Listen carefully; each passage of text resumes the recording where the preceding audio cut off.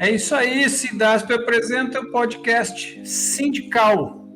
Mais um conteúdo do nosso canal, canal do Sindasp no YouTube e das redes parceiras do sindicato, em todas as nossas plataformas aí, tanto Facebook, Instagram, TikTok e aquelas que reproduzem nosso conteúdo.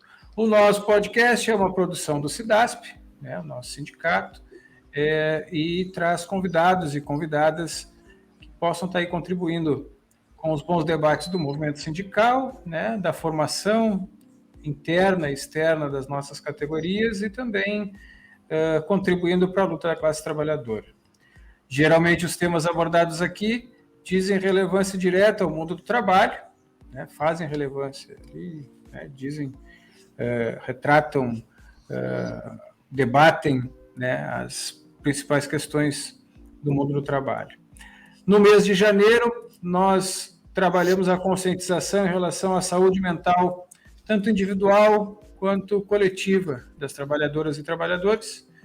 E para isso, hoje, nós convidamos o Matheus Graoski. Ele vai, inclusive, uma das perguntas que fica para ele aí é dizer porquê desse sobrenome, de onde veio. Psicólogo, ele também é sindicalista do Sindjusc e preside a Central das Trabalhadoras e dos Trabalhadores do Brasil em Santa Catarina, CTB-SC, e está aí conosco no podcast de hoje. A produção técnica do meu amigo Juan Carvalho está aí na tela também. Obrigado, Juan, por estar sempre conosco aí.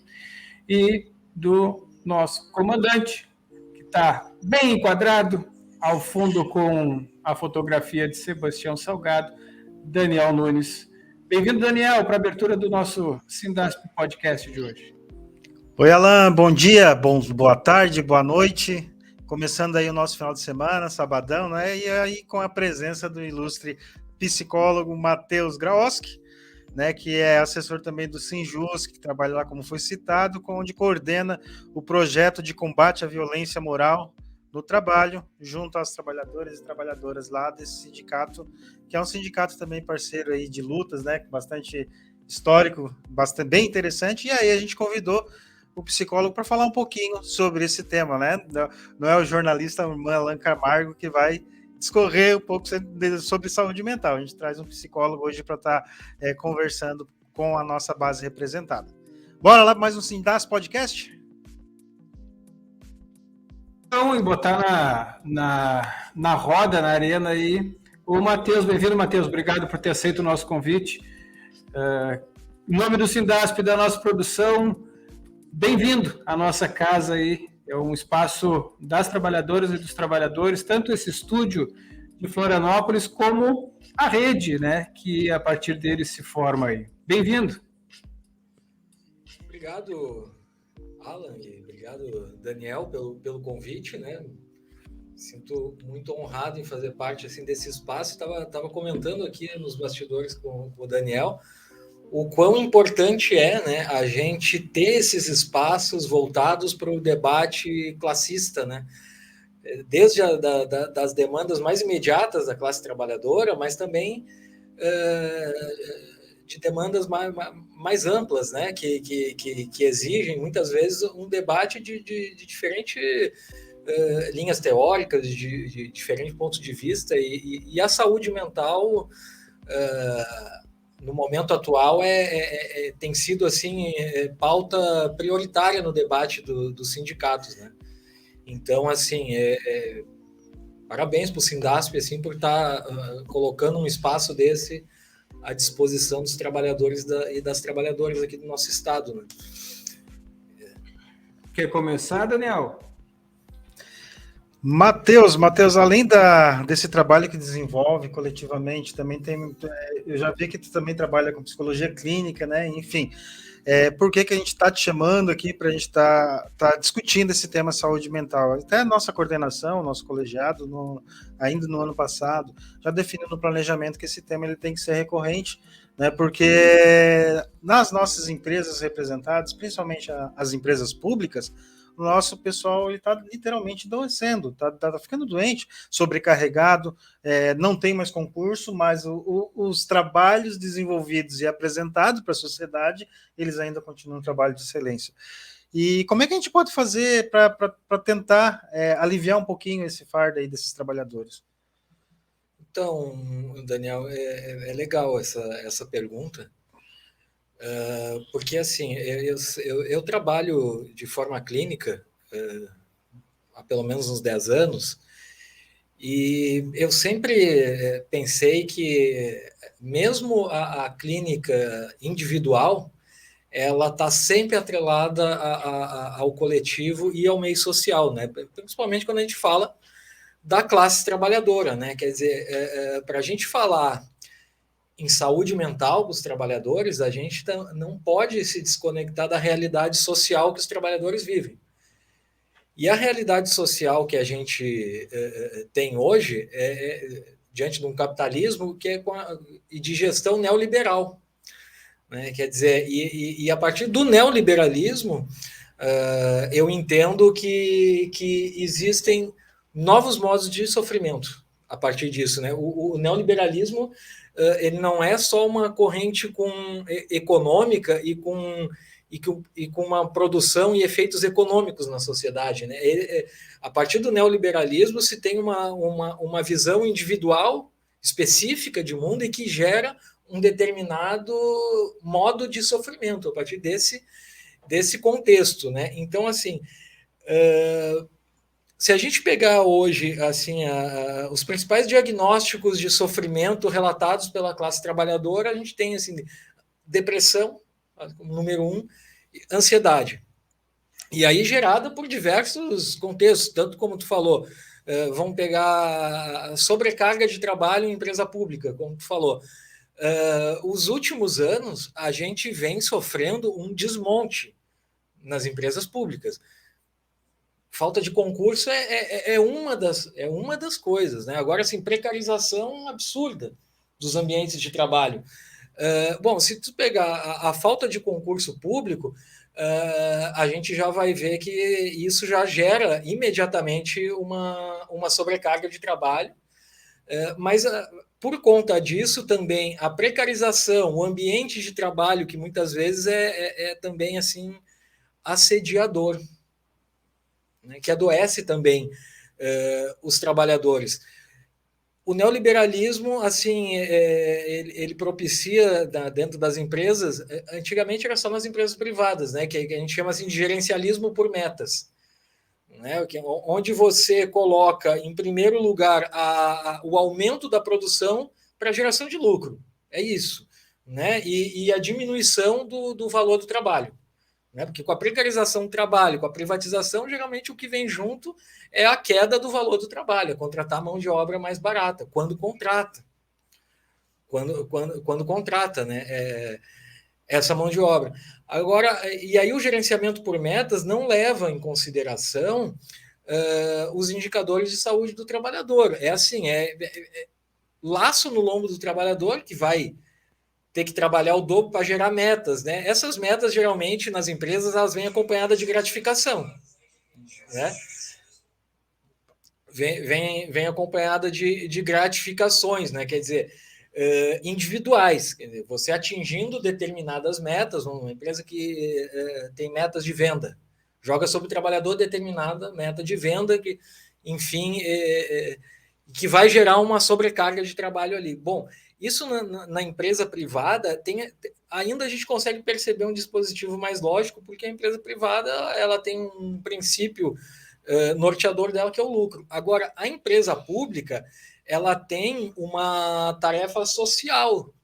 Ela precisa prestar um serviço social. Se gerar lucro, beleza. Se gerar lucro, beleza, mas não obrigatoriamente. Ela precisa prestar um serviço social.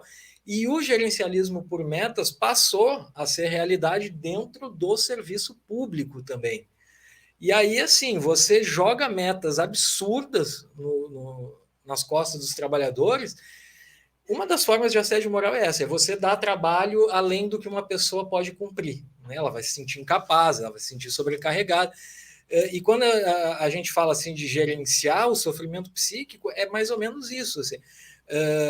A partir desse modelo neoliberal, a gente pode dizer assim, tá, mas eu vou dobrar o tempo de produção dos trabalhadores, o cara vai ter que trabalhar o dobro, mas isso vai gerar sofrimento mental, vai gerar cansaço, vai gerar sobrecarga, vai gerar ansiedade. Isso não é levado em consideração, beleza. O interessante é que produz mais, depois fica doente, troca a peça, né? Hoje em dia a gente vê que não se troca nem a peça mais.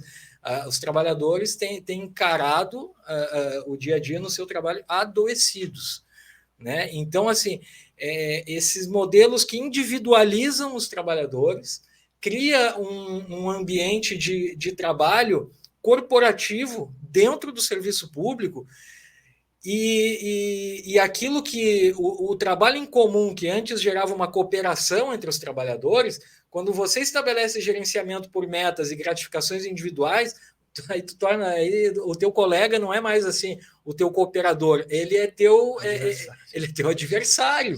Exatamente. Então, assim, você rasga com um tecido de solidariedade entre os trabalhadores e a partir da prática do individualismo, você individualiza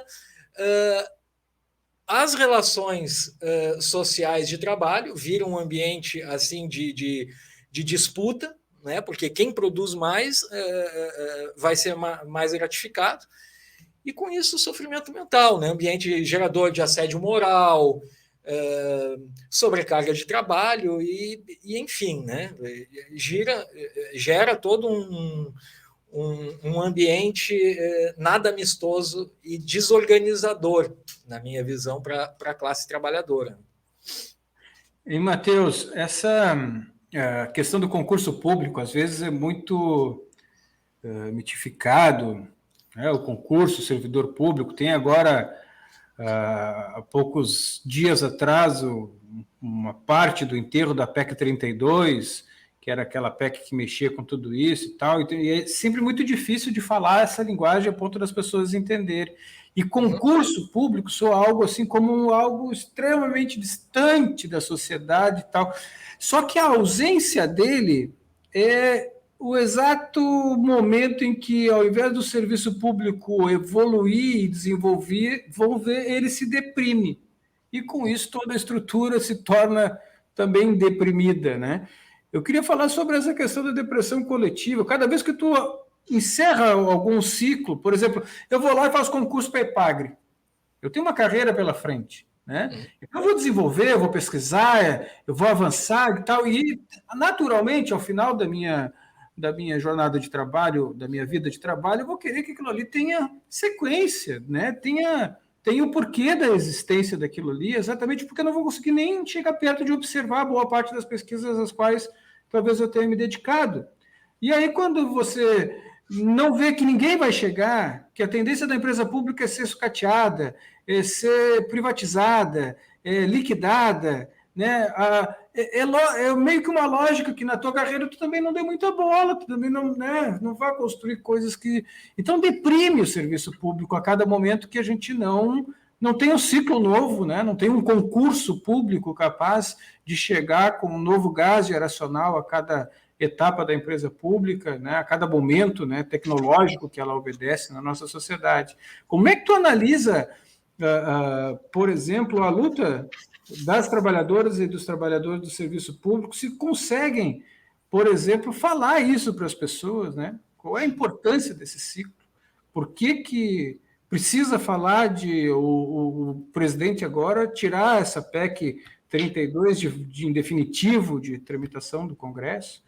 Aliás, as centrais sindicais reuniram, né, com o presidente há poucos dias aí.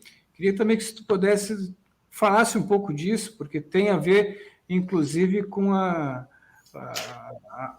disposição de ânimo, né, dos trabalhadores em relação a sair de algumas situações de crise, por exemplo, né, correção da tabela, por exemplo, reajuste com ganho real, né, Daniel? Que a gente precisa, em alguns lugares, resolver, fim da política de liquidação, até porque nós já temos os exemplos aqui na nossa base mesmo, é a Santur, é outras empresas que estão em liquidação, que, né, anos aí sem resolver a vida dos trabalhadores, que são, de fato, depois quem mais sofre. Aliás, os que mais adoecem, aliás, os que mais procuram ajuda do profissional psicólogo nesses momentos, né? Então, bacana, tá? Eu anotei algumas coisas aqui para. Primeiro, assim, né? Eu coloco aqui sempre muito mais do meu acúmulo de experiências de trabalho do que, assim, posições fechadas sobre qualquer tema, né? Assim, muito. E quando a gente fala no serviço público, claro, de novo, não tem como a gente se descolar da realidade social, né? Que é a gestão neoliberal. A gestão neoliberal. Quer dizer, eu tive em 2021 algumas vezes em Brasília, junto com a militância da CTB, do Sinjus, no combate à PEC 32, que dentre diversos aspectos ruins, a priori eu não sou contra uma reforma administrativa. Agora, uma reforma administrativa que seja interessante para os trabalhadores, né? Mas não a proposta que veio na PEC 32, né? Que a gente tem de vários pontos difíceis que tem ali, diria assim, um deles, que eu acho que cabe destacar aqui, que tem muito a ver com a tua pergunta, é assim a perda da garantia de estabilidade do servidor público. E assim, durante muitos anos, e talvez se alguém aqui nunca ouviu falar disso, mas eu já escutei falar muito, assim, muitos anos o discurso neoliberal pregou de que o servidor público ele é preguiçoso. Ele não vai ter, e ele é preguiçoso, ele não presta um bom serviço, ele vive se afastando do trabalho por doença, o que na verdade não é verdade, sabe, Daniel? O que a gente tem não é o absenteísmo no serviço público por doença, o que a gente tem é o presenteísmo, trabalhadores doentes que seguem trabalhando. Mas esse discurso, muitos anos assim distribuídos na grande população, de que então a estabilidade do servidor público é um problema, né? O discurso neoliberal vai dizer, ele traz o discurso empresarial, né? Quer dizer, quanto mais medo o trabalhador tiver, mais ele produz, mais ele trabalha. Isso é um erro pensar desse jeito, mas o gerencialismo neoliberal pensa assim. E aí ataca-se a estabilidade do emprego, né? Vamos dizer que o trabalhador vai trabalhar mais. Bom, esse já é um problema, porque, assim, para o serviço público, a estabilidade... Primeiro que, assim, todo servidor público, ele não pode fazer o que ele quer, o que ele bem tem. Todos os servidores públicos estão passíveis a um processo administrativo e podem ser exonerados. Agora, a importância da estabilidade para o servidor público é porque o servidor público ele não pode estar à disposição da política de plantão. Você imagina se um fiscal da Receita, por medo de investigar um desvio, por medo de chegar aos políticos de plantão, porque ele pode ser demitido, ele não vai investigar. Tu imagina se a Polícia Federal não tiver autonomia para investigar. Quer dizer, se um trabalhador do SUS, durante a pandemia, não tivesse estabilidade de emprego, ficasse atrelado aos políticos de plantão, você imagina. No meio de uma política negacionista que a gente teve, ele podia sofrer uma ameaça. Se fazer vacina, vai ser demitido, porque o atual governo é contra. Então, assim, a estabilidade é para garantir de que o servidor público não vai ser corrompido pela política de plantão e vai prestar um serviço justo para a sociedade. Começa daí. Agora, o que a gente tem hoje já, assim, é uma realidade de precarização, né, das empresas públicas e do próprio serviço público. Assim. Então, assim, a partir disso já é fonte geradora de sofrimento, né? Quem não tem medo de perder um emprego lá na frente. Né? Outra coisa é que o serviço público sofre anualmente para ter seus direitos mínimos constitucionais garantidos. Quer dizer, servidor público, para garantir a reposição da inflação, tem que fazer uma guerra. Não é assim? Tem que fazer uma guerra, tem que ir para a rua, né? Chega, às vezes, no local de trabalho, não é bem como se imaginava, que é a segunda pergunta que o Alan coloca aqui, que eu chamo assim de contrato psicológico. O contrato psicológico do trabalhador, ele está para além do contrato de trabalho, ele começa antes, assim. Aqui a gente está falando de serviço público, mas a gente... o contrato psicológico vale para todos os trabalhadores, né? E hoje a gente tem uma realidade de divisão na classe trabalhadora brasileira que foi gerado a partir da reforma trabalhista, né? Hoje a gente tem uma gama de trabalhadores com direito e outros trabalhadores que são trabalhadores sem direitos, né? E então eu entendo que a reforma trabalhista trouxe desigualdade social também entre os trabalhadores. Mas voltando, assim, o contrato psicológico, vamos lá, você vai prestar um concurso público, quando tu começa a estudar para o concurso, vamos pensar no judiciário, onde eu trabalho, no Sinjusc. O cara começa a estudar e bota, vou trabalhar no judiciário, vou fazer um concurso público, vou ter um bom salário, um bom ambiente de trabalho, eu vou, enfim, dali para aposentadoria só alegria, né?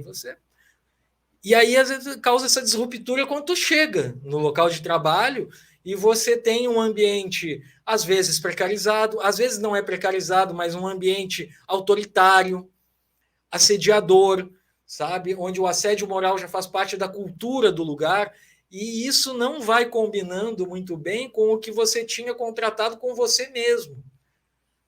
Né? Que você tem uma ideia do que vai ser o seu trabalho, e ele se apresenta de uma outra forma. Quer dizer, você tinha um ideal, e esse ideal assim, se estilhaça, né? Como se tu constrói um castelinho de areia e quando começa um trabalho, assim, tudo se desfaz e a coisa não era bem assim como a gente imaginava, né?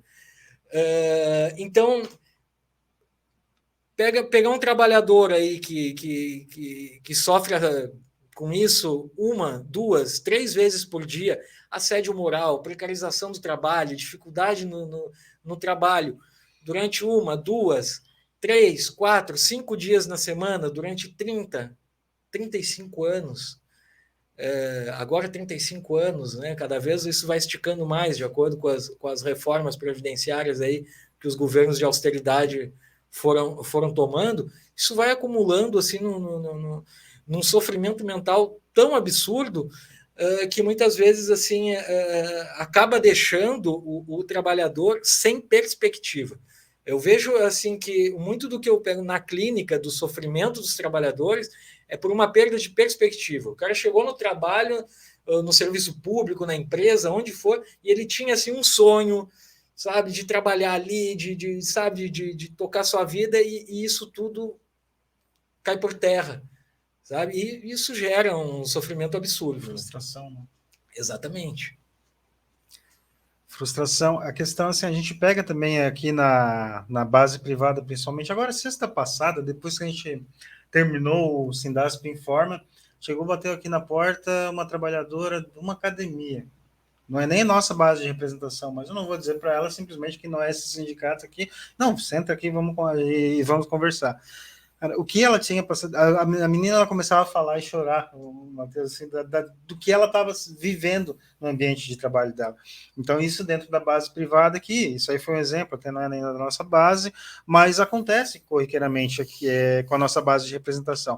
Aquela expectativa versus realidade, né? Então, assim, o que a gente acompanha, que a gente tem enxergado também, é que essa, de certa forma, ilusão, né, que o próprio sistema coloca na cabeça do trabalhador, que ele não se enxerga como trabalhador hoje, a tal da pejotização, todas essas situações, tanto que não chama, e eu tenho uma dificuldade, imensa de negociar com os sindicatos, com as empresas da nossa base privada, porque eles têm a mania de chamar pessoas de não, os nossos colaboradores, tal. Colaborador não é funcionário, é trabalhador, ele está ali com um propósito, com um objetivo. Então, assim, até esse ambiente neoliberal acaba frustrando esse trabalhador. Então, a gente tem visto, a gente tem acompanhado na nossa base de representação, a nossa base privada, muito disso que a trabalhadora e o trabalhador, às vezes, muitas vezes, ele nem sabe,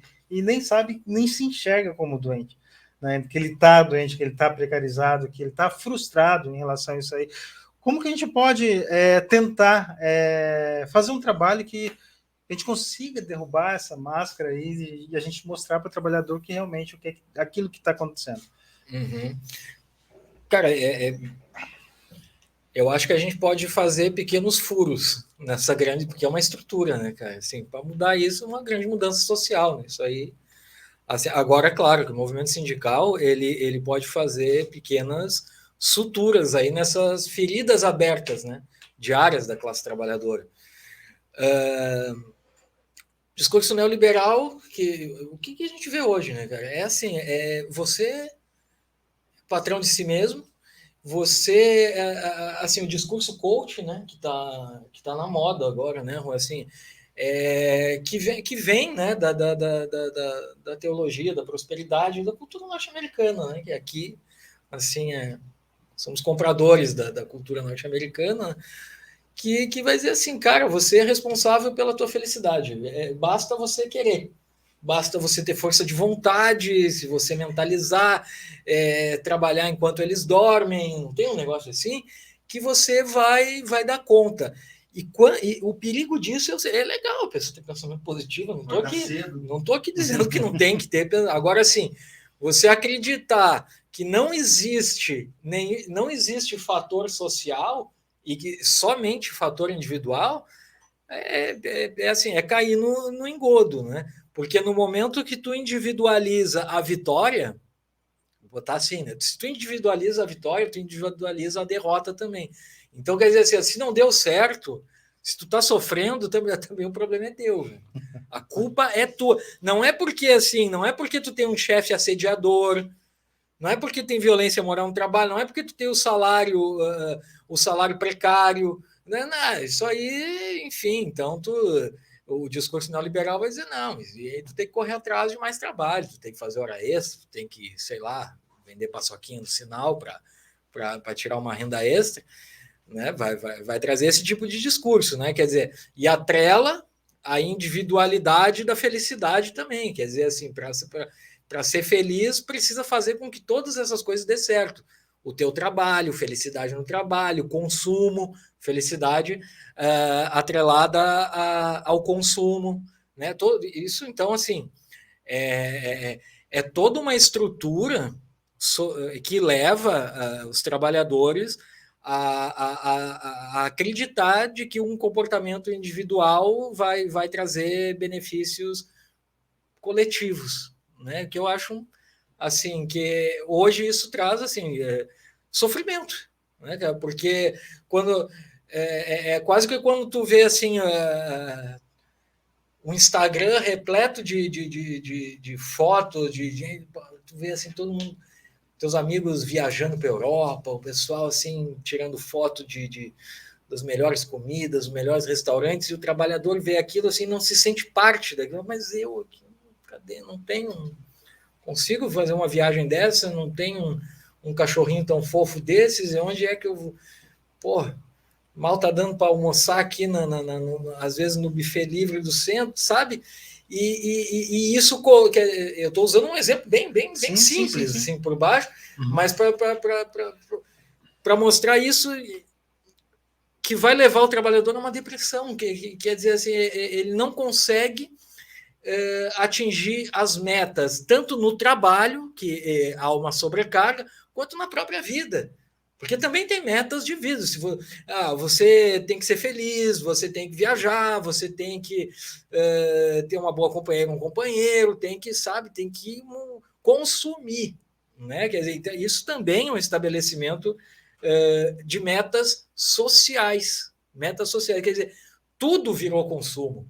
Até relações amorosas viraram consumo. Você baixa um aplicativo e entra numa vitrine de consumo de relações amorosas ou relações sociais, como se queiram. Então, assim, é uma estrutura absurdamente muito bem estabelecida, que talvez o movimento sindical não tenha, né?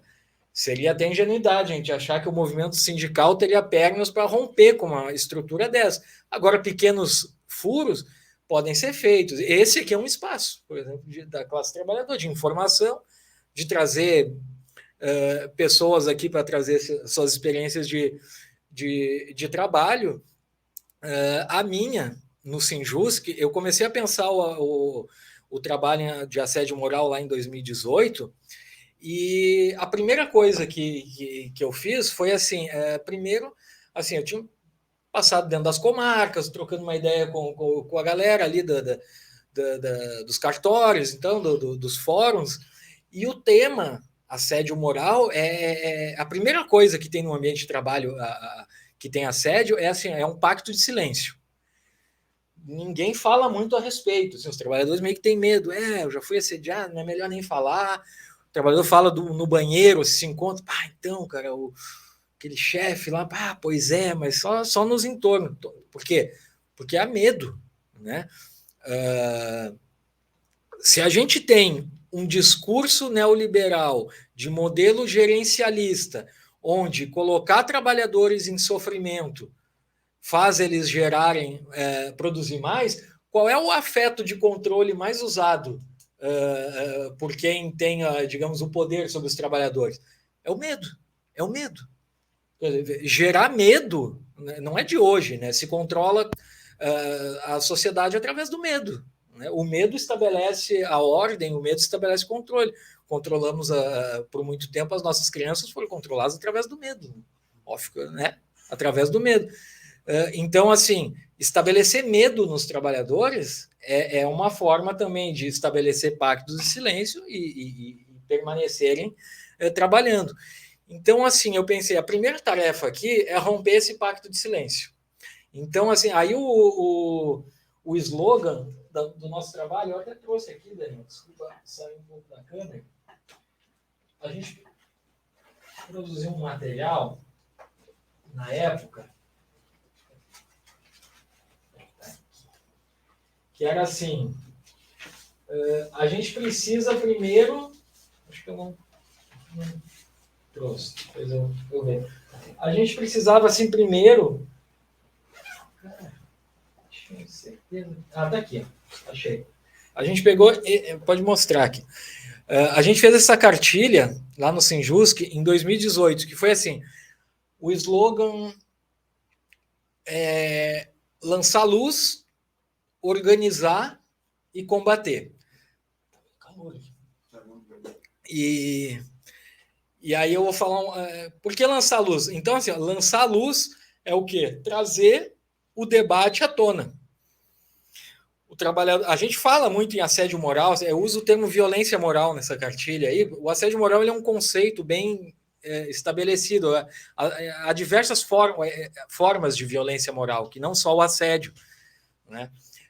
Então, assim, lançar luz foi o primeiro momento, assim, a gente precisou criar essas cartilhas, veio um ilustrador, fez essas imagens para nós criamos cartazes, aí tem na ilustração o pessoal com a lanterna e tal, que é jogar luz no assédio moral, ou seja, lançar a ideia na base dos trabalhadores, né? Debater o tema, os trabalhadores saber o que é violência moral no trabalho e expor isso nos locais de trabalho. Isso dá um visual, colar cartaz, cartilha. Por quê? Porque os próprios assediadores já se sentem constrangidos quando no local de trabalho se rompe o pacto de silêncio e começa a falar sobre o tema. E nós começamos a fazer isso, né? Aí pegamos essa cartilha, pegamos o cartaz, pegamos o carro do sindicato e rodamos comarca, fazendo esse debate. Eu ia uma comarca lá no oeste, no norte do estado, são 111 aqui em Santa Catarina, e fizemos esse debate em muitas delas. Aí, lançar luz, então, lançado luz, a gente precisa começar a organizar o combate a isso, né? Então, a gente precisa organizar formas de se fazer isso. E a gente começou a organizar os trabalhadores. Veio a pandemia, né? A gente começou esse trabalho muito de forma virtual, né?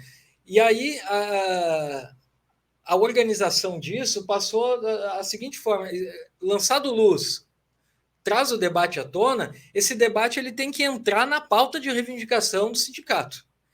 Aqui, a gente sabe que o movimento sindical tem, assim como tarefa imediata, né, fazer a luta pelas recomposições, pelos ganhos de direitos salariais dos trabalhadores e das trabalhadoras, né? Agora, qualquer reivindicação precisa entrar para o campo político, precisa entrar para o rol de reivindicações do sindicato. E eu penso que saúde mental é uma delas. Quer dizer, passar a exigir ambiente saudável de trabalho. Botar lá, ó, reajuste da inflação, exigência também de ambiente saudável de trabalho, combate ao assédio moral dentro do trabalho. E nós pautamos isso de forma política, dentro das assembleias. Então, começamos a organizar a luta política com isso, né? E os primeiros efeitos, o Tribunal de Justiça gostou da ideia, e também lançou comitês de combate ao assédio moral. Quer dizer, gera, quando você envolve todos os atores na luta, a resolução disso fica, acho que, muito mais visível para os trabalhadores. Até porque, quando se cria espaços através no caso do TJ, né, também são espaços que a gente pode fazer a cobrança, né? E aí, a partir disso, vem o terceiro ponto do nosso slogan, quer dizer, organizada a parte política, né, a luta política, bem compreendida já pelos trabalhadores, pela direção do sindicato, precisamos ir ao combate. E o combate disso, que é o que a gente faz lá, se dá de algumas formas. Assim, a gente tem hoje um trabalho que eu coordeno dentro do Sinjusc, onde a gente tem protocolos de atendimento. Quer dizer, aí a gente criou espaços de relatos dos trabalhadores. Assim, a gente criou lá no site do sindicato, tem um espaço, sempre garantindo o sigilo, né, a confiança dos trabalhadores, que vão lá num ícone lá e colocam lá os seus relatos de como está sendo o seu sofrimento no trabalho. E isso não é fechado, mas isso é assédio, não é assédio. Não, assim, eu escuto todo o sofrimento que os trabalhadores me trazem. Seja pelo site, pode ser, às vezes é no comentário do Instagram, às vezes é no meu contato no celular, às vezes no Facebook, no site, onde for. Assim, a porta de entrada para os trabalhadores lá no Sinjusc é ampla. Se ele ligar, se ele for no Instagram, ele é a porta de entrada. E a partir disso, a gente tem uma equipe que recebe o relato do trabalhador e faz uma triagem jurídica. Porque muitas vezes o trabalhador, quando vem no assédio moral, ele já vem muitas vezes assim com a demanda jurídica, né? Quer processar, né? Quer reverter, quer ser indenizado pelo seu dano. Agora, é um problema que a gente não resolve ele só juridicamente, quer dizer, é um problema político. Mas assim, é preciso também orientar os trabalhadores no âmbito jurídico, quando cabe processo, quando necessita de provas, enfim, se precisa buscar uma corregedoria, né, dentro do TJ. Então, assim, a gente faz essa triagem. Então, tem uma equipe ali com a recepção, com a secretaria do sindicato, com o setor jurídico do sindicato e comigo. Também faço uma consulta clínica com esse trabalhador, quer dizer, faço uma escuta, geralmente por vídeo, presencial, quando aqui na capital, mas muitos atendimentos por vídeo, quer dizer, onde eu faço uma escuta desse sofrimento, para entender essas relações de trabalho, para poder saber por onde atuar. Às vezes, como eu te disse, se é via processo, se é via jurídica, e aí também, a partir disso, a gente faz reuniões matriciadas, que eu chamo assim, que é debater casos e qual vai ser o encaminhamento. Então, a gente faz uma reunião onde senta eu, senta o advogado, senta a direção do sindicato, né, onde a gente vai dar os determinados tipos de encaminhamento, tanto no campo individual, quanto no âmbito coletivo. E a partir disso, eu, ano passado também, passei a desenvolver, a partir de uma ideia das rodas de terapia integrativa, eu adaptei para um modelo virtual que eu passei a chamar de rodas de conversas integrativas. São terapias de grupo, onde essas pessoas que eu atendo individualmente, que eu faço essa escuta clínica individual, uma vez por mês a gente faz uma roda de conversas integrativas, onde a gente trabalha em dinâmicas de grupo o sofrimento mental. Não só a partir do assédio moral. Então a gente faz uma roda, que hoje é virtual, né? Mas o meu projeto é para esse ano isso de se desenvolver de forma presencial dentro das comarcas. Estou dialogando isso com a direção do Sinjusc. Isso já está há 1 ano. Todo mês tem a roda de conversas integrativas do Sinjusc, onde os trabalhadores, então, eles chegam, né, por um fator comum, que é o sofrimento mental no trabalho, e aí, cara, o que é gerado a partir daí é, claro, amenizar o sofrimento, claro, mas isso também gera um movimento político, porque tu gera um grupo de trabalhadores que sofreram ou sofrem com a violência moral no trabalho e que estão dispostos a fazer a luta política. E dentro da roda, onde todos têm espaço para falar, tem alguns dispositivos clínicos que eu estabeleço lá, é integrativa por quê? Porque o sofrimento de um, muitas vezes, já foi o sofrimento do outro colega. E aí, após alguém falar, olha, eu estou sofrendo assim, assim, assim, assim lá no meu trabalho, e alguém aqui já passou por isso, e às vezes eu já passei. Ou um colega já passou e vai dizer, eu já passei por algo assim. E como que tu enfrentou isso? Olha, eu enfrentei de tal e tal jeito. Passei assim, assim, assim. Isso dá uma ferramenta para o outro que está sofrendo e não vê perspectiva. Poxa, é mesmo, passou por isso, eu vou tentar fazer esse caminho também, porque assim, não tem receita. O sofrimento não tem receita. Se tivesse, seria fácil. A tua depressão não é igual a do teu colega. Tem uma fórmula mágica. Né? Exatamente. Não dá para dizer assim, existe um tipo de depressão para todos. Não, é singular. Né? Agora, dentro da singularidade do sofrimento, você consegue integrar formas coletivas de enfrentamento. E aí, assim, tem um acolhimento. Colegas nossos que vêm para a roda de terapia em crise de sofrimento, mas que ali, só de se sentir parte de um grupo, onde ele vai ser ouvido, onde não existe pacto de silêncio. Na roda não tem pacto de silêncio, ele já começa a perceber que tem saída. E a saída é coletiva, e a saída é política. Sempre. Então, assim, no meu trabalho, eu busco menos a partir da individualidade, a integração coletiva, para romper com o discurso neoliberal e encontrar saídas políticas, de acordo também com as pautas, quer dizer, de acordo não, jogando isso também dentro das pautas políticas de reivindicação dos sindicatos. Eu penso que são pequenos furos que a gente pode fazer em benefício da classe trabalhadora. Boa. Alan, antes de passar para ti, eu vou até ler aqui a cláusula 45ª da nossa Convenção Coletiva de Trabalho. Ela fala sobre justamente violência no local de trabalho. Que a empresa divulgará aos empregados orientação tendente a evitar prática de violência no local de trabalho, assim entendida pela OIT, como sendo a constatação de pressão psicológica ou constrangimento repetitivo de colegas ou chefias ofensivos à honra e à dignidade do trabalhador. Aí o parágrafo único diz que a empresa pode utilizar o material da Superintendência Regional do Trabalho ou pelo sindicato profissional a respeito em relação a essa matéria. Então, a gente já tem uma porta de entrada para meio que estar atuando nas empresas da base privada do nosso sindicato, que isso aí está na convenção, né? E aí tem uma outra perguntinha, mas depois eu passar para o Alan agora, senão o bate-papo fica... Eu queria conversar com você sobre os sintomas, né? A parte clínica, como o trabalhador, a trabalhadora consegue se descobrir doente e buscar o tratamento. Mas antes disso, Daniel, nós vamos tomar uma aguinha e ficar com a dica do Sindasp para o cinema, Cinemark. Fica a dica aí, nós voltamos em 1 minuto, é só a pausa para tomar uma água, tá?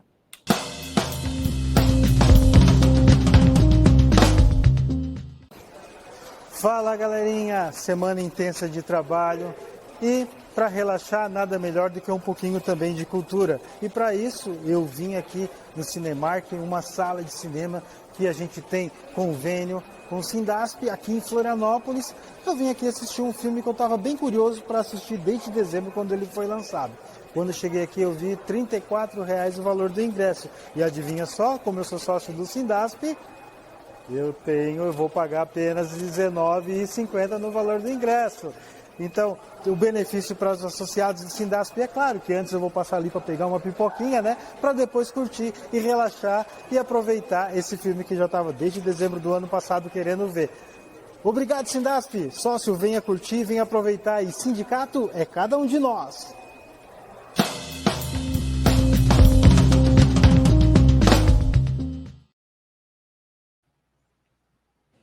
É isso aí, sindicato é cada um de nós, Sindasp. Nós vamos ainda, nesse programa, deixar a dica para esse final de semana de cinema. Ela diz respeito ao nosso tema, que é a saúde mental, e é bem legal também. Eu assisti essa semana e recomendo, mas isso fica mais para o final. Vamos retomar, então, a nossa conversa. Nós estamos recebendo aqui o Matheus. O Matheus é psicólogo, é dirigente sindical da CTB, né, da Central dos Trabalhadores e Trabalhadoras do Brasil, tem projeto de combate à violência moral no trabalho e, enfim, é trabalhador do Judiciário de Santa Catarina, dirigente sindical dos trabalhadores do Judiciário. Eu terminei o último bloco questionando o Matheus sobre os sintomas que os trabalhadores e as trabalhadoras apresentam, né, de forma mais comum, assim, quando a saúde mental já está em algum processo depreciativo.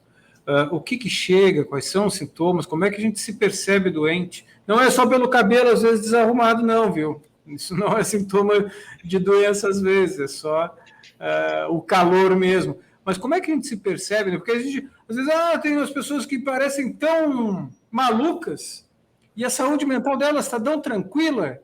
E aí tem outros que estão tão certinhos, né? Tão ali vidrados no trabalho com uma saúde mental totalmente depreciada. Como é que se apresenta, Matheus? Antes do Matheus responder, eu tenho uma pergunta para ti, Alan. Tu já te inscreveu no canal? Eu já me inscrevi no canal, já curti esse vídeo de hoje, também pedi para que o pessoal coloque os seus comentários para que a gente possa responder. O Daniel tem o rito bem direitinho para explicar para nós o que a gente precisa fazer agora. Se inscreve no canal, deixe seu like e ative o sininho lá, clica no sininho para receber as notificações das informações aí do nosso canal do YouTube, para estar compartilhando com toda a galera aí. Matheus, vamos lá. Não, primeiro só, assim, eu não sou trabalhador do Judiciário Catarinense, eu sou psicólogo clínico, eu trabalho no Sinjusc. Isso. Eu trabalho junto aos servidores, né? Enfim, falar assim um pouco de sintomas, né? Saúde mental, depressão, tentar ilustrar isso um pouco, né, Daniel? Falar assim, hoje quase 70% dos afastamentos de saúde hoje tem um diagnóstico de depressão, né? Assim, alguns chamam o mal do século. Né, a depressão. Tem muito a ver com com o sofrimento a partir do discurso neoliberal, mas assim, essa é a grande queixa, a depressão, né, o sofrimento. Depressão que sempre vem, é bom a gente saber disso, assim, depressão ela sempre vem acompanhada de ansiedade. Dificilmente a gente tem um quadro clínico assim, o cara está só deprimido, não, é ansiedade e depressão, assim, num loop que não para. Eu sou de orientação psicanalítica, de orientação freudiana, assim, então eu entendo a clínica a partir daí. A depressão passa, ela tem um percurso. Toda a depressão tem um percurso.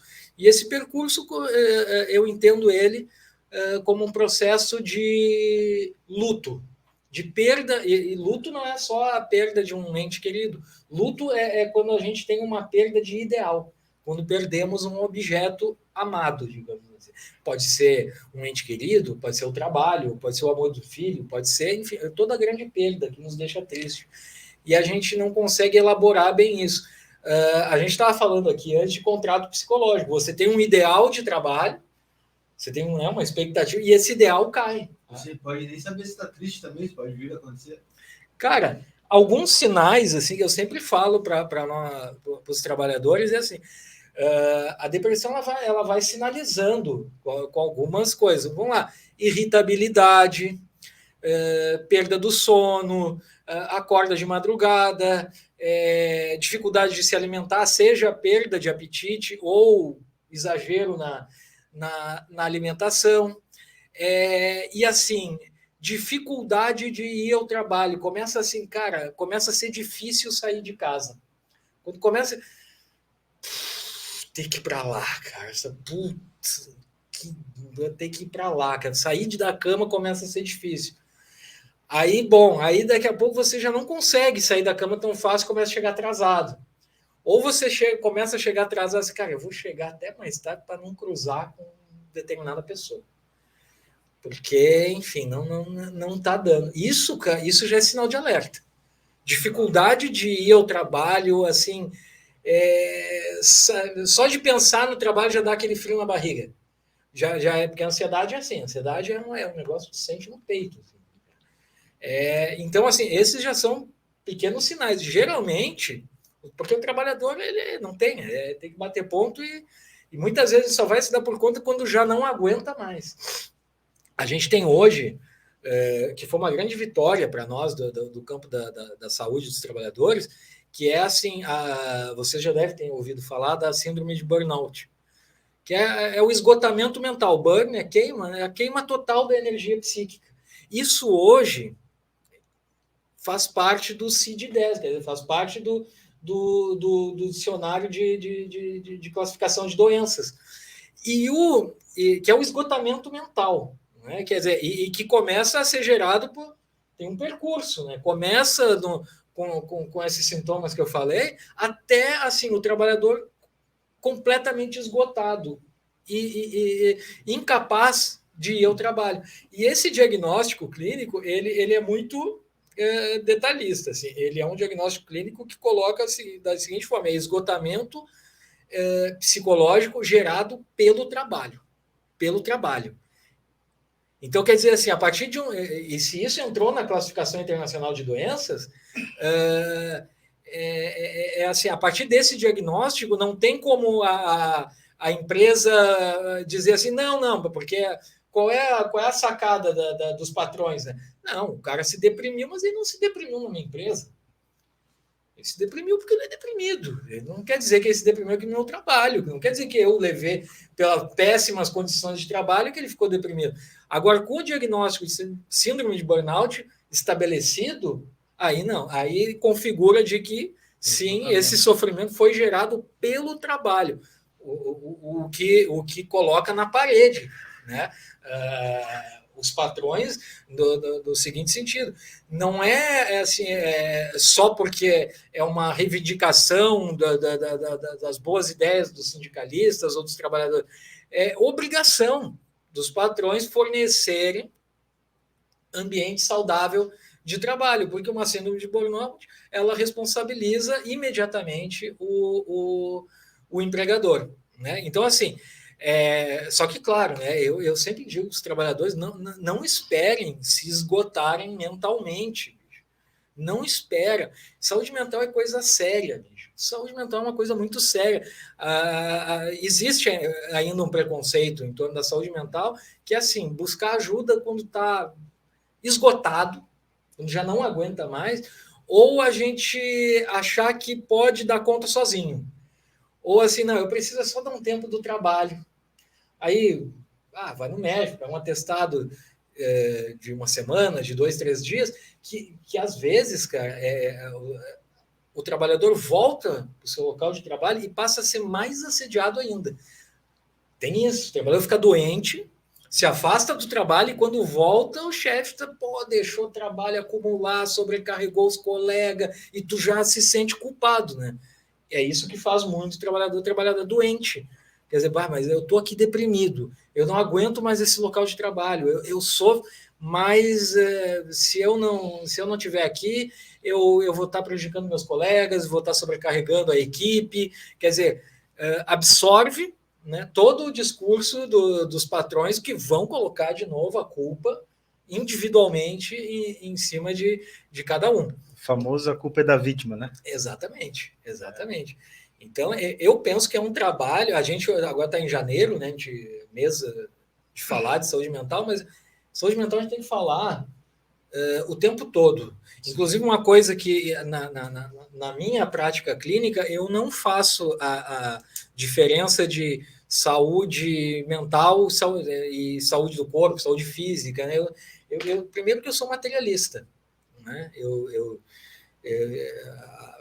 Na minha visão de mundo, a matéria precede a consciência, e não o contrário, né? Não sou um idealista.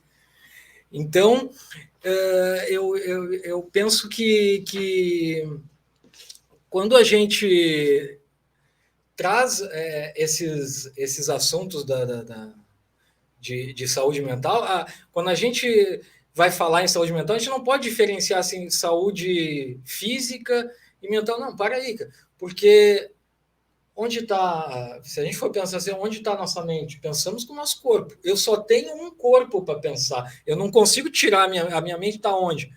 Está no meu corpo. Eu só tenho um corpo para sofrer. E eu sofro com o meu corpo. E, inclusive, o que a gente mais vê é, a partir do sofrimento mental, a somatização desses sintomas, que é assim, as dores na coluna, dor nas costas, dores no corpo, a partir da saúde mental. Então, assim, só tem um corpo para sofrer, só tem um corpo para se angustiar e só tem um corpo para ser feliz, que é o nosso corpo. Então, assim, cuidar do corpo, cuidar da mente é cuidar também do corpo, porque nós pensamos com o nosso corpo. Então, na minha visão de mundo, que é materialista, nós pensamos com o nosso corpo. A gente não pensa em outro lugar. Até hoje vi uma amiga compartilhou alguma coisa, assim, ela também é. E deixa eu ligar o áudio aqui. E aí ela falava assim, você até pode beber muita água, pode fazer exercícios, pode, né, lutar com o corpo, mas se a saúde mental, se a cabeça não estiver boa, não adianta, né? Nada adianta isso, você tá bem fisicamente, né? Foi o que o Daniel falou, né? Por fora você vê as pessoas vivendo, trabalhando, assim, e na verdade as pessoas estão adoecidas, né? Exatamente. E por isso que isso tem que integrar, né? Saúde mental, bem-estar físico, como você diz, e o bem-estar social. Porque a gente precisa considerar, pelo menos também na minha visão clínica, eu não tenho a depressão como uma gripe, que você espirra no ônibus e passa a depressão para o outro. A psiquiatria clássica trabalha um pouco nessa perspectiva. Se fosse assim, bom, aí você pega uma pílula, dá para o indivíduo, dá uma reação química, e eu não sou contra os medicamentos aqui, longe de mim.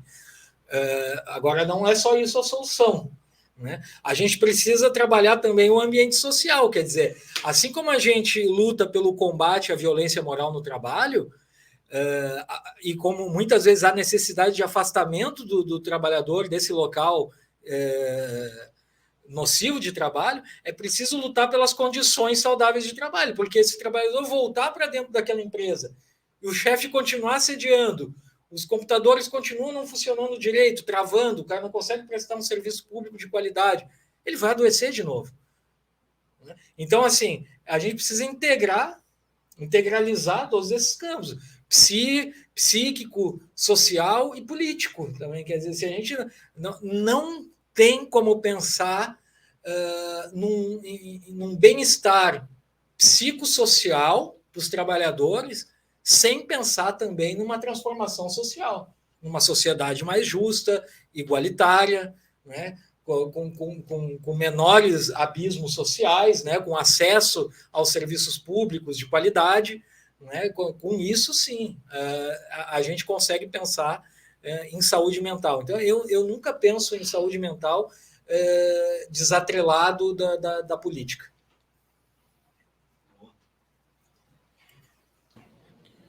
Eu queria perguntar sobre esse viés da política.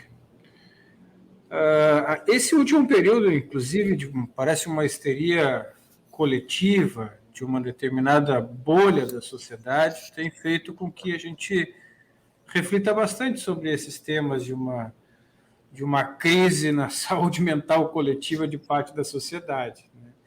Eu queria que tu nos falasse um pouco da tua visão de como é que esses fenômenos surgem, né? Como é que essas coisas acontecem. Eu tenho visto aí nos especialistas várias teorias sobre o surgimento dessas alucinações coletivas aí. E observo em comum a questão daquele senso primitivo nosso do pertencimento, da necessidade de viver em grupo e em sociedade, como sendo ali talvez um princípio que unifica esses fenômenos aí. Qual é a tua percepção? Legal. Eu lembro que no final da eleição do primeiro turno, ano passado, quando os bolsonaristas foram para frente dos quartéis, e inclusive eu, assim, a gente começou a tirar aquilo ali meio que na piada, né? Um bando de maluco, lunático, e aí algumas pessoas, assim, fazendo memes, né? Assim, eles pedindo intervenção militar e a galera pedindo intervenção psiquiátrica. Eu estava no Congresso Brasileiro de Psicologia no passado e estava trocando uma ideia com alguns colegas sobre isso, né? Primeiro, assim, eu considero isso, especificamente disso que eu estou falando, eu considero um erro absurdo, assim. Primeiro, que, assim, colocar o fascismo no âmbito das doenças mentais é um erro deseducador, na minha opinião, porque, assim, fascismo não é doença mental. Fascismo é um projeto político. Projeto político, comportamento ideológico. Exatamente, é um projeto político autoritário que tem bases teóricas e tudo mais aí. Então, não se combate isso dentro do campo clínico. Se combate isso dentro do campo político, com ações práticas políticas. Qual o outro problema disso, né? Primeiro que, assim, o Brasil é o país da reforma psiquiátrica. Eu sou militante antimanicomial e pela reforma psiquiátrica, né? Eu tenho uma visão progressista da saúde mental. Então, primeiro, assim, eu sou completamente contra qualquer tipo de intervenção psiquiátrica, porque isso já aconteceu no nosso país. A gente já teve um holocausto dentro dos manicômios no Brasil, onde as pessoas eram diagnosticadas. Eu ia comentar, né? Tem um documentário, tá no YouTube, acho que se chama Holocausto Brasileiro, ou o Trem de Loucos, né? De Barbacena. Exatamente. E acho que todo brasileiro tinha que assistir para poder entender a parte política, né? Como a política se envolve nisso aí, né, cara? Mercado, né? Exatamente. Que nasce a partir. Isso é coisa antiga. Antes da reforma psiquiátrica, qual era a visão que se tinha da loucura? O louco precisa ser trancafiado. Louco precisa ser trancafiado. A partir do quê? A partir do diagnóstico. Vocês já devem ter lido, se não leram, fica como diga, um conto do Machado de Assis que chama O Alienista, que é o Simão Bacamarte, onde ele é um psiquiatra que passa a diagnosticar toda uma cidade. Quer dizer, o cidadão que está lá e ele é muito apaixonado pela casa, ele vai dar um diagnóstico. Bom, amor pelas pedras, é louco, tranca. Até que quando ele vê que está toda a cidade dentro do hospício, menos ele. Né? Quer dizer, e essa foi a visão durante séculos da loucura, que é prender a loucura. Né? E a partir da estigmatização da doença mental. Então, assim, isso anda na contramão de uma visão progressista de saúde mental. Quer dizer, você volta a ter uma visão pejorativa da loucura, volta a estigmatizar a loucura e volta a militar em pró de uma intervenção psiquiátrica, que, como bem tu disse, tem documentário, para quem quiser ver sobre o Holocausto em Barbacena, que mostra as péssimas condições em que as pessoas eram abandonadas dentro dos manicômios. É legal os depoimentos de pessoas que sobreviveram, né? Esses períodos. Exatamente. Então, assim... Que nem eram loucas, né? Assim, não dá para a gente aceitar nos dias de hoje qualquer tipo de estigmatização sobre os transtornos mentais, porque exatamente são os estigma sobre o suicídio, estigma sobre a depressão, estigma sobre qualquer que faz com que as pessoas não busquem tratamento. Inclusive, ou quando busquem tratamento, e muitas vezes precisam de algum tempo de internação ou não, são rotuladas, muitas vezes não conseguem emprego, viram piadas no local de trabalho, ó, lá vai o doido, lá, está sempre afastado do trabalho aí porque é meio maluco. Cara, e eu estou falando desse jeito porque eu escuto trabalhadores em sofrimento mental se afastam do trabalho e escutam esse tipo de coisa. Então, assim, e eu não estou aqui passando pano para bolsonarista, é longe de mim. Agora eu penso sempre que eu não posso abandonar os meus princípios políticos, éticos da clínica, né? Política se combate no campo político. Fascismo é projeto político. Até porque pega um cara como o Bolsonaro, que é um fascista, na minha opinião. É um fascista.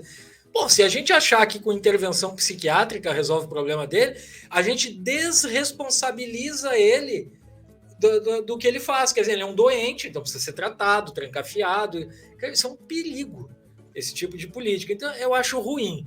Agora, análises nesse sentido. Né? Agora, claro, assim, várias linhas teóricas de pensamento aqui, assim, que eu indico também, assim, que eu acho que dá uma grande visão, foi um grande intelectual que conseguiu teorizar a psicologia das massas. Inclusive tem um livro dele que se chama Análise do Eu e Psicologia das Massas, que é Sigmund Freud, né, que é o teórico onde eu amparo a minha clínica, que aí sim vai tratar desses movimentos psicológicos de massa, né, em torno de um líder ou de uma instituição, onde ele usa o exército, a Igreja Católica, né, desse líder, onde as massas elegem ele quase que como uma figura paterna. Né? Os grupos sociais tem a cultura de estabelecer novos sujeitos para ocupar esse lugar do pai, né? Seja Deus pai, ou seja dentro da política também. E aí vira um movimento de seguidismo, como o Daniel bem falou, assim, de pertencimento. E não só, porque a gente pode pensar que todo mundo que segue o Bolsonaro tem interesses econômicos imediatos, quer dizer, só a grande elite, só o agronegócio, só grandes empresários. A gente vê que o fascismo bolsonarista se ramificou em setores populares da nossa sociedade, né? Assim como está nos setores da elite, mas também de forma ideológica está nos meios sociais mais pobres. Então, acho que a gente precisa, sim, fazer análises mais amplas sobre esses movimentos psicológicos de massas. Né? Sindasp Podcast, não esquece de deixar o like nessa nossa transmissão aqui e também se inscrever no canal do Sindasp no YouTube. Danielzinho? Cara, eu tinha algumas perguntas, então, mas aqui a gente já está com 1 hora, quase 1h10 de programa, mas então já fica o convite para um próximo episódio aí do nosso podcast, Matheus, porque eu tenho algumas questões, inclusive até que eu queria pontuar contigo, não vai dar tempo, de repente até numa outra mesa. Queria te falar que eu e o Alan, a gente escuta bastante pessoas e a gente também está virando psicólogo, então só esperando aprovar a lei 3.081 lá, que dispensa diploma lá, que foi protocolado, então certificação. A gente está pensando, eu não sei se o Alan acho que quer ser engenheiro, mas eu acho que eu quero ser psicólogo. Então, jornalista já caiu o diploma, né? Já não tem mais diploma. É uma aberração que a gente vai ter que discutir, mas vai ter que ficar para o outro programa. Eu queria conversar um pouquinho mais também sobre as redes sociais, a gente já deu uma pincelada aí, então tem bastante coisa para a gente conversar. Então, em nome do Sindasp, Matheus, eu queria te agradecer por compartilhar essas tuas experiências, as tuas vivências, por trazer um pouquinho mais de conhecimento, inclusive presente do Matheus para o sindicato. Ele trouxe aqui para nós, deu um livro Assédio Moral, Gestão por Humilhação, para a gente aprender um pouco mais e entender principalmente a nossa base privada, que que sofre bastante em relação à questão de assédio, né? E agora também a base pública. E fica o convite para uma próxima aí, então, em nome do Sindasp, a gente agradece, né? E também pede aí para o pessoal, agradece também lá o pessoal do Sinjusc, tá? O sindicato parceiro aí, e pede para o pessoal lá para se inscrever no canal, deixe seu like, ative o sininho, né? E dizer que essa estrutura aqui do nosso sindicato também está à disposição para a galera lá do Sinjusc, que eu sei que o pessoal produz bastante material. Boa parte das informações sobre a PEC 32 eu ia buscava lá com o pessoal do Sinjusc, que estava lá em Brasília nos representando. Obrigado por... A gente ainda não enterrou de vez esse absurdo, né? Mas a gente já foi bastante combativo, acho que demos um passo. A gente tem que acabar com essa estigmatização também do serviço público. E da minha parte era isso, Alain. Agradecer também o Juan. Estamos iniciando, né, Daniel, o nosso ano sindical aqui com o nosso segundo podcast da série do Sindasp, com o Matheus. Matheus também, nós queremos trocar uma ideia com eles sobre essa questão da representatividade, das centrais sindicais, da construção das políticas de valorização do salário mínimo, que parece que agora nós temos aí um período de debate sobre isso, de debate inclusive sobre o papel do sindicato, a forma de sustentação do movimento sindical, enfim, coisas que vão estar aí na agenda política do movimento nos próximos dias, e certamente pela representação que tem vai estar conosco aí. Matheus, obrigado pela presença. Eu agradeço aí o Sindasp, para mim, estou sempre à disposição aí para trocar ideia e aprender com vocês mais e poder a gente avançar aí na luta pelos direitos dos trabalhadores e pela saúde mental dos trabalhadores. A gente vai precisar bastante de ti nela. Isso aí. A dica, pessoal, que eu tinha conversado sobre o final de semana aí está na Netflix, o Método Stutz. Ele é um documentário, né? Tem ali a presença do ator americano Jonah Hill, ele e o analista dele num debate ali, né, sobre a saúde, a autossaúde, a cura, né, de problemas relacionados à saúde mental. Então fica a dica, Netflix, está no anúncio aí, quem tem acesso, essa é a dica do nosso podcast para o final de semana. Daniel, Juanito, Matheus, muito obrigado pela presença de vocês, a todas e todos que estiveram conosco durante mais um Sindasp Podcast, muito obrigado. Deixe os comentários, nós vamos responder com carinho a todos e todos que estiverem participando com a gente aqui. Obrigado, Daniel, obrigado, Matheus, obrigado, Luiz, até a próxima. Valeu, Matheus. O sindicato é cada um de nós. Sindasp.